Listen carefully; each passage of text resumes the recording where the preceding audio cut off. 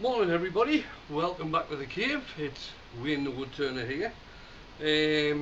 Yesterday I put up a wall hanging with a string pull technique, and I've been absolutely amazed at the feedback I've got back from this. So I did say on quite a few, I replied to quite a few of the comments that I was going to do a video today, so that's what I'm doing now. Now I've already turned the piece. It's 15-inch ash. The difference I've done with this one, I've actually put a frame around it, if you like. So I've left the outside as wood. That's been finished with Yorkshire grit and Hampshire sheen high gloss. I've already put the background onto it, and the background is a mixture of black acrylic and some metallic blue acrylic. So I've got that spread out, a bit like yesterday. It's quite three-dimensional, it's a bit textured. It's not all perfectly flat. So now what I'll do, I'll just set the camera up again, ready to go, and I'll show you the different types of Jo Sonia paints I'm going to use. For those of you who haven't used Jo Sonia paints before, to get the effect, to get the iridescent effect, you really do have to have a dark background. It gives an absolutely magical effect to this type of thing. Another thing I've got to say, I'm not the first person that's done this.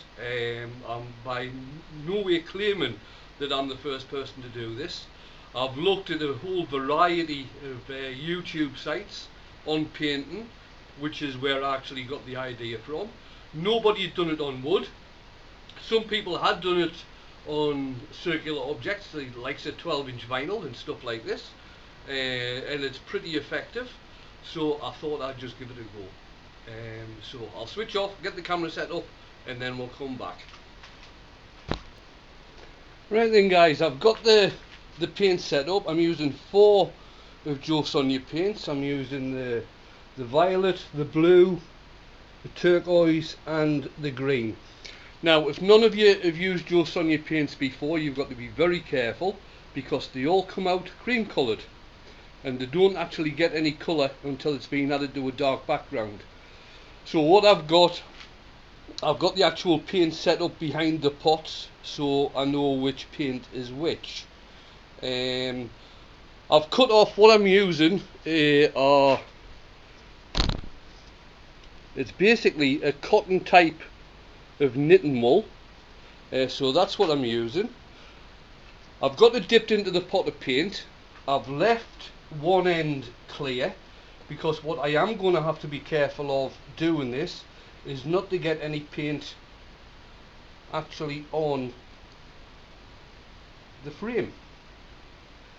And knowing me, it's going to go all tits up. But we will see. Right.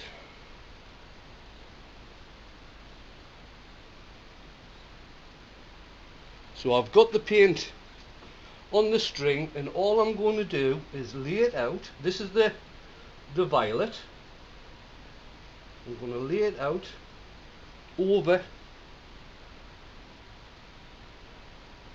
the background in no particular pattern, and I'm just going to let it sit there just for a couple of seconds, and then what I'm going to do is just draw it down like this. Like I say, being careful not to get any on the border. That's the purple. And the other good thing you can do with these as well is that you can actually put one colour over the top of another colour to give a 3D effect. So now we're going to go with the blue, and we'll move that over to here. Doesn't matter if you get a couple of drips, you can always try and get that included. And just leave that one, and then we're going to pull it down like that. And now we'll go with the turquoise.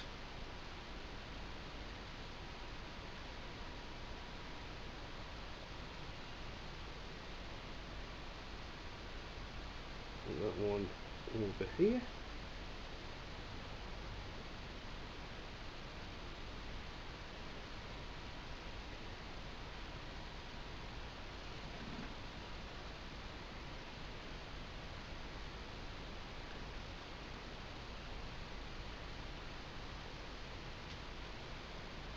And now we'll go for the green.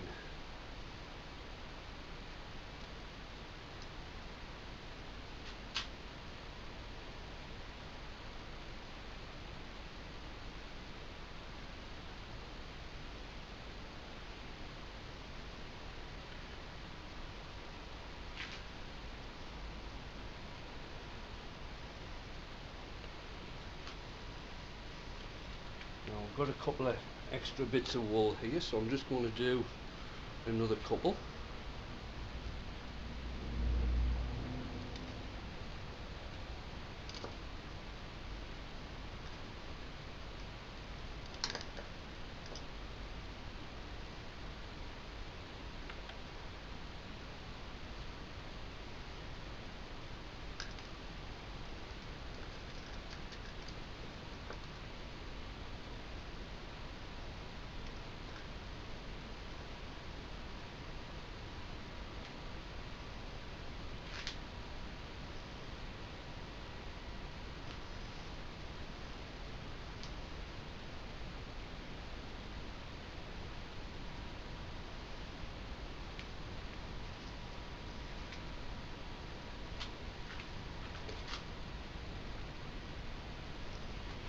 I think that's looking quite good. I don't want to overdo it.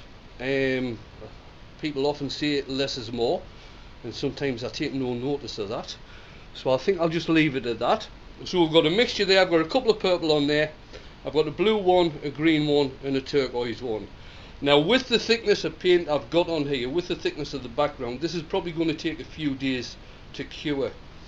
But what I am going to do, I'm going to try and take a couple of photos to put up alongside so you can see at the end.